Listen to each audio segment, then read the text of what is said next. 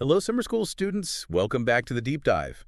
Hey, everyone. Today, we're opening up your interactive vocabulary companion, specifically the A&D Summer Book, Unit 1, Input 5.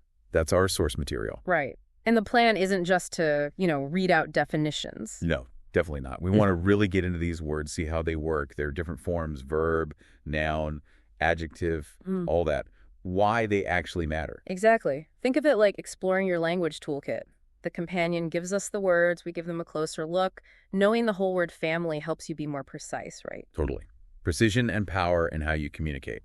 So we've kind of grouped these words from the companion into themes just to help it flow a bit better. Makes sense. Let's kick off with words about how people interact. Groups, fairness, fitting in, that kind of thing. Yeah, a really important area. First one up is backlash. The companion lists it as a noun. Okay, backlash, the noun. And the definition is a strong negative reaction by people against recent events, especially against political or social developments. Wow, yeah, that's pretty strong. Strong negative reaction. It's not just like mild disagreement. No, it's forceful, collective pushback. And the companion notes there's also a verb form to backlash. Right, so you can see a backlash, the noun, or you can backlash online, the verb, the action itself. Precisely. Right. Captures that active reacting. Okay, moving from reaction to, well, fitting in, we have conform. Conform, the verb. Defined as to behave in the way that most other people in your group or society behave. So basically aligning with the norm. And this one comes with a whole family of words in the companion, doesn't it? It does. You've got the noun conformity. Like the state of conforming. School uniforms sometimes emphasize conformity. Right. Then conformist, the person who conforms. He's such a conformist. And the adjective conforming, like a conforming attitude. Even an adverb, conformingly. That's super useful. You can talk about the idea from like every angle. The action, the state, the person, how it's done. Exactly. Now, kind of the opposite of fair interaction sometimes is discriminate. Okay, discriminate. The companion actually lists the noun discrimination first, defined as the practice of treating one person or group differently from another in an unfair way. And that word unfair from the companion's definition, that's absolutely key, isn't it? Crucial. It's not just difference, it's unfair difference in treatment. Yeah. And the action is the verb to discriminate. You discriminate against someone. Yeah. And you can describe the action with the adjective discriminatory. Like a discriminatory policy. Got it. So it's specifically about that unfairness, which brings us, nicely actually, to equity. Equity, the noun. The companion defines this as a situation in which all people are treated equally and no one has an unfair advantage. Okay, so this is where it gets interesting compared to just, equality. Right. The companion's definition stresses no unfair advantage. That suggests maybe sometimes you need different treatment to reach equity. Exactly. To account for different starting points, perhaps. It's about fairness of outcome, not just identical treatment. Like giving extra help to students who need it. That's aiming for equity. Precisely. And related words are the adjective equitable. An equitable approach. And the adverb equitably. Treating people equitably. It's a really important nuance. Okay, next. Next, exclude. A verb, defined as to not allow someone to take part in something or not allow them to enter a place. Simple, but yeah, powerful. Keeping people out. Socially or like physically. It's the opposite of inclusion, basically. The result is exclusion, the noun. Experiencing exclusion. Painful. And someone kept out is excluded, the adjective. Straightforward cause and effect there in the companion. Following that, representation, listed as a noun. And the companion gives a pretty specific definition here. It does. The participation of people from groups who have been excluded or discriminated against. Okay, so it's not just any representation. The companion links it directly back to those groups facing exclusion or discrimination. Right. It emphasizes bringing in voices that were previously marginalized. So the verb is represent. Someone can represent their community. And the companion also mentions related ideas like the verb underrepresent. Meaning not enough representation. And the noun underrepresentation, plus representative for the person and representatively for the adverb. A whole set for discussing who's included, who's heard, and maybe who's missing. Definitely. Next word, stereotype. The noun. Stereotype. Defined as a common but oversimplified image or idea of a particular type of person or thing. Oversimplified. That's the key word the companion uses. Absolutely. It's reducing complex people or things to simple, often wrong ideas, a mental shortcut, really. And you can also stereotype someone, that's the verb. Apply that oversimplified idea. Right. And you hear the adjective stereotypical a lot. Yeah, like a stereotypical character in a movie. And the adverb stereotypically. Stereotypes ignore individuality. They're problematic. Okay, last one in this social interaction group, embrace. Embrace. The companion lists it as a noun, but defines the verb. Yeah, that's how it's put. The definition is essentially for the verb to eagerly accept a new idea, opinion, religion, etc. Eagerly accept. So it's active, willing acceptance. Not just tolerating, but really welcoming something new. Much warmer, much more positive. You can have an embracing attitude. That's an adjective. Or talk about a newly embraced idea, another adjective form. It implies real enthusiasm for acceptance. Okay, great. That wraps up that first cluster on social dynamics. Right. Now let's shift gears. We'll look at words about things stopping, continuing, or changing, undergoing something. Okay, from social stuff to processes. First one.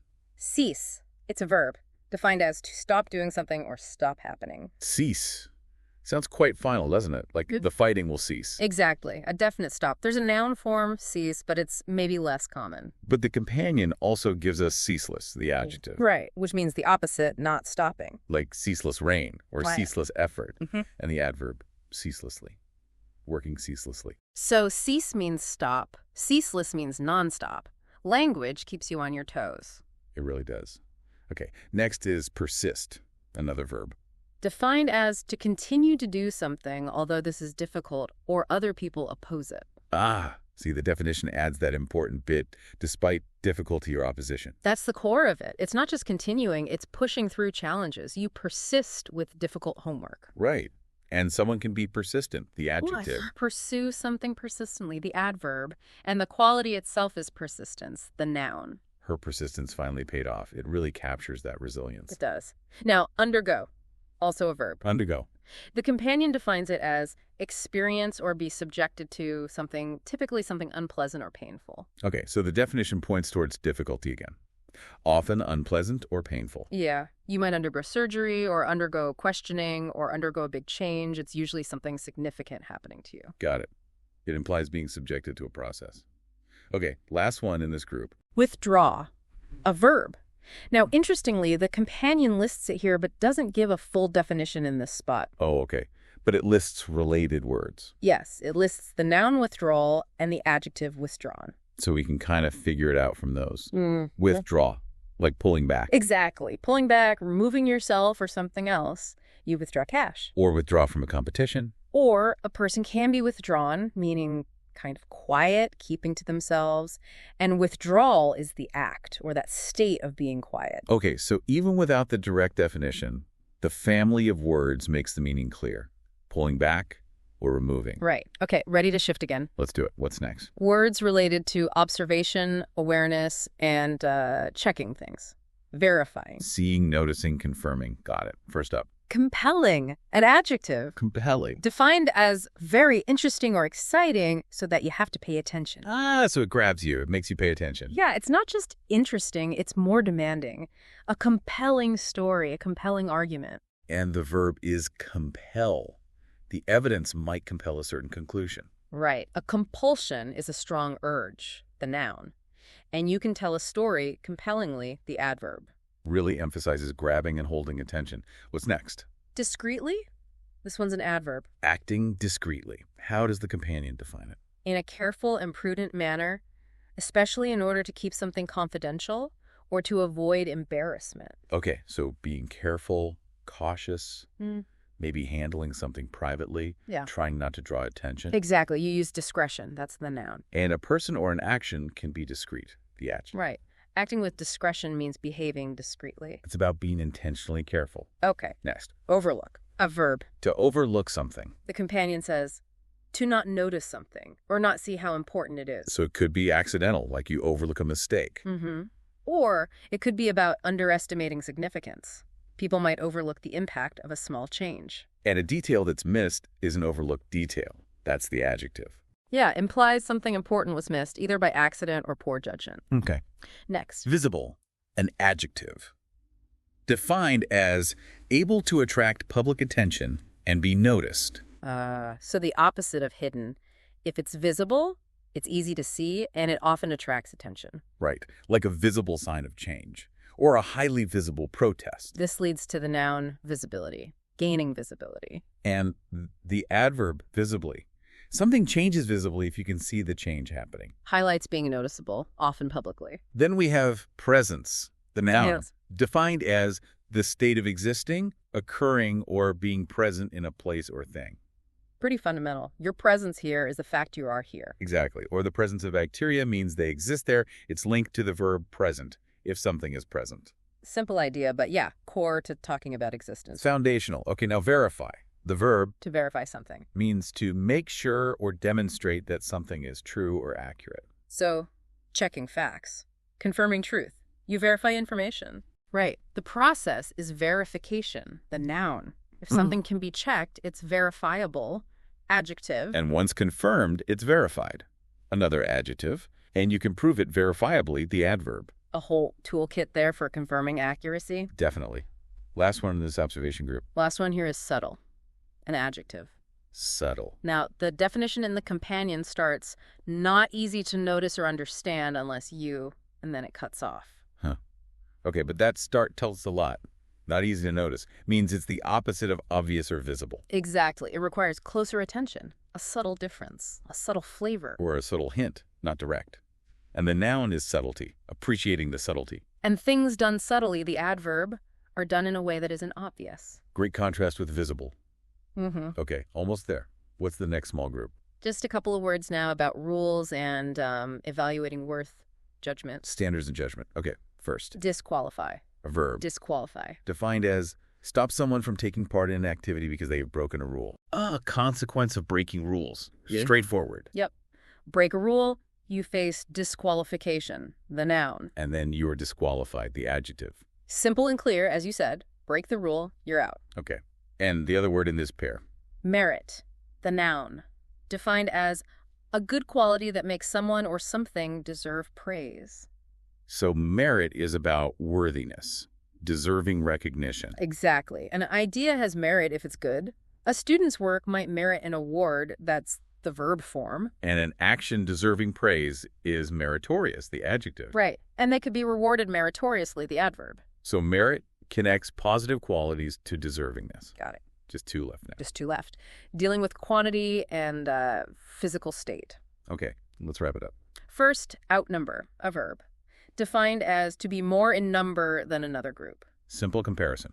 Group A outnumbers Group B if A is bigger. That's all it is. Purely about the count. Okay. And the very last word. Sedentary, an adjective. Sedentary. Defined as spending a lot of time sitting down and not moving or exercising very much. It describes a lifestyle, right? Low physical activity. A sedentary job. Mm-hmm. And the noun is sedentariness, that state of inactivity. A keyword for health discussions, I guess. Definite relevance, sir. Again, that's all 24. We did it. We went through them all from the companion. Mhm. Definitions, forms, examples. Yeah, quite a tour. And hopefully exploring them like this helps you, the listeners, see how each word is a specific tool, understanding those little differences. Like equity versus equality. Or that persist includes overcoming difficulty. Or that subtle needs close attention. Right. Knowing that stuff makes your reading sharper and your own communication, your writing and speaking, just more effective, more precise. Absolutely. And, thinking about the sheer range of these words, social dynamics, change, observation, rules, even just sitting down, it's quite a mix. It really is. What does that diversity tell us about how complex our language is, how we try to capture, everything around us? How does really focusing on words, their forms and meanings help you navigate all that complexity? That's a great question to ponder. Something to think about as you keep learning and using these words. Definitely something to think about. Well, thanks for joining us for this deep dive into the companion. Thanks, everyone.